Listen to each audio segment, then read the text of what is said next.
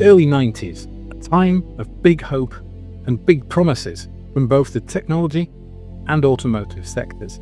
The Jaguar XJ220 has had its name on the endangered species list ever since it was conceived. Today I'm going to be breathing new life into an Amiga A600, one of Commodore's lesser loved machines. I want to dive into why the A600 could in fact be Commodore's XJ220. In 1992, two products launched. Both were poised to be game-changing in their respective industries. The Jaguar XJ220, which promised to be the ultimate supercar, and the Amiga A600, a compact computer that was proposed to be a leap forward for Commodore. Both carried massive expectations, but ultimately fell short of their promise. So let's start with the Jaguar XJ220, a supercar that teased a V12 engine and all-wheel drive. Dream specs for any supercar enthusiast. But by the time the car hit production, those specifications had been changed just slightly. That V12 now replaced with a V6, all-wheel drive now just rear-wheel drive, and the price absolutely sky high. Very much a pay more and get less. So much so that depositors went to court to get out of their contracts.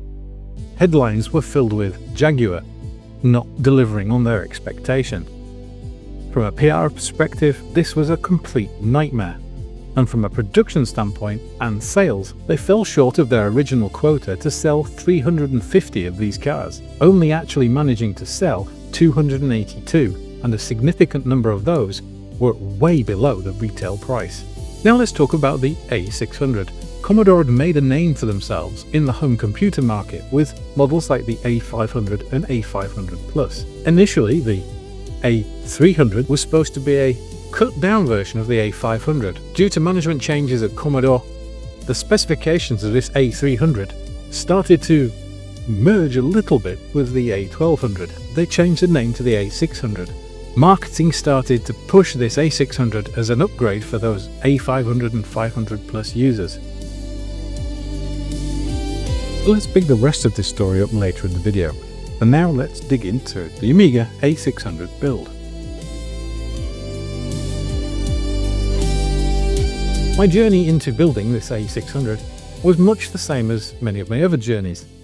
I'm basically building a machine from parts. The original board I bought actually was in pretty good condition. And then I got talking to Chris Scott. If you remember Chris Scott, he's the nice man that gave me an Amiga 2000.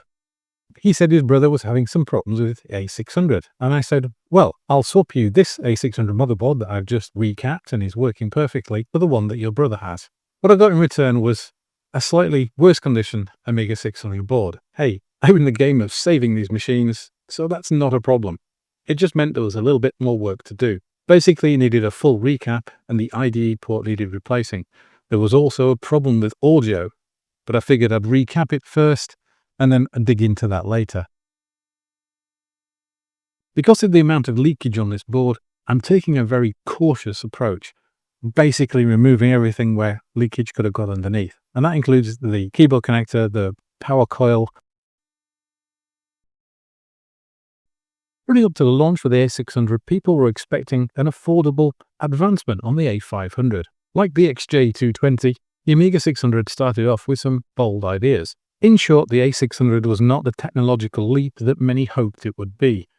It turned out to be pretty much just a tweaked version of the A500 Plus. As you can imagine, the Amiga 600 didn't sell as well as Commodore would have liked, and this model disappeared into obscurity in 1993. Some say that the decisions made during 1992 were the final nail in the coffin of Commodore, as they went out of business in 1994, only 2 years after launching the fabled A600. Sponsors of this video are PCBWay. They provide PCB prototype fabrication from as little as $5. They also have a huge library of shared projects, and if you're not confident with a soldering iron, you can even get them to assemble them for you. PCBWay also have CNC machining and 3D printing services. All of this is available at PCBWay.com. Thanks PCBWay for sponsoring this video. So now to the fix for the audio circuit. Looking at this using the best magnification I had at the time, I found there's a trace missing. This trace here, it should be connected all the way through. A simple bodge wire, and that fixed the problem perfectly. So now I've got a completely working Amiga 600. I need somewhere to put it, and that's where this case from eBay comes in. This is the cheapest case I could find on eBay for an Amiga 600 that didn't look like it had been run over or been in a car crash. That said, it's not without its battle scars.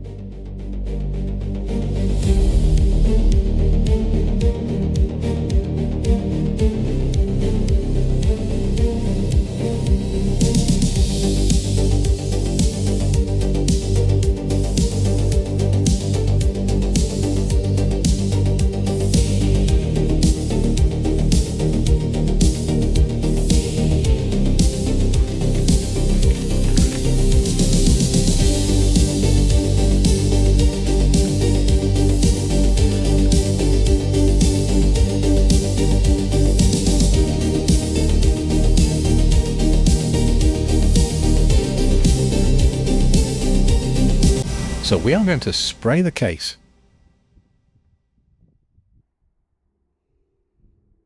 I did ask what colour you would like the case to be. You may have noticed the two pictures of the Jaguar XJ220 at the start of the video, where in the same two colours as this Amiga is going to be. Grey on top and a bright candy orange underneath. It's an unusual colour scheme, but I like it.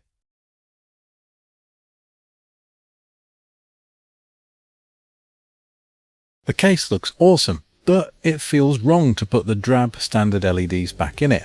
So let's do something about that.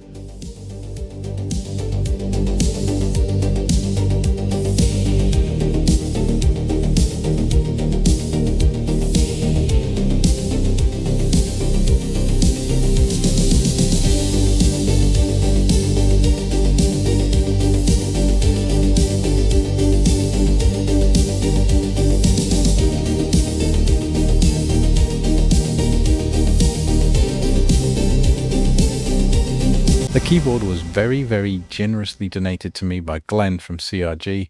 He also sent a membrane, which is more than I could have ever asked for. So let's get the membrane swapped and get the keyboard installed in the case.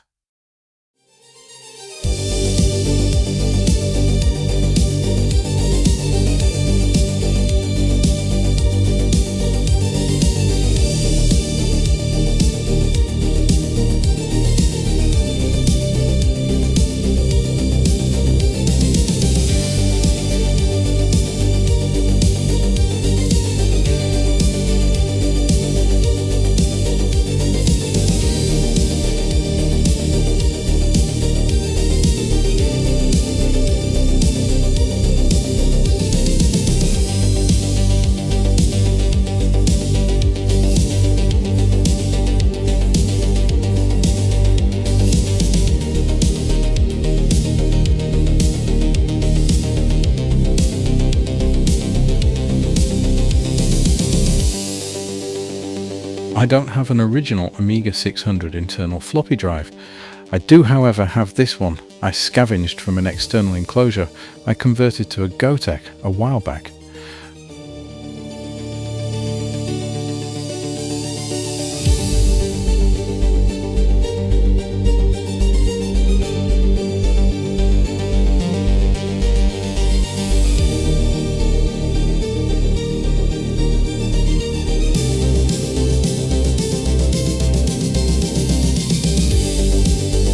These floppies fit quite well, but you do have to adjust the button so that it fits. And it looks a bit odd, but it's functional, and that's all I'm interested with.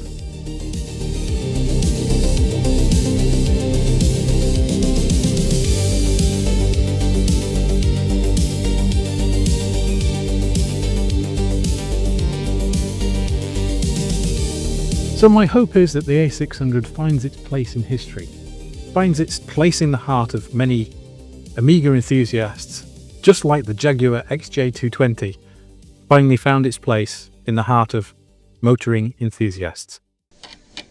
If you want to find out what else happened to this Amiga 600, you should check this video out next.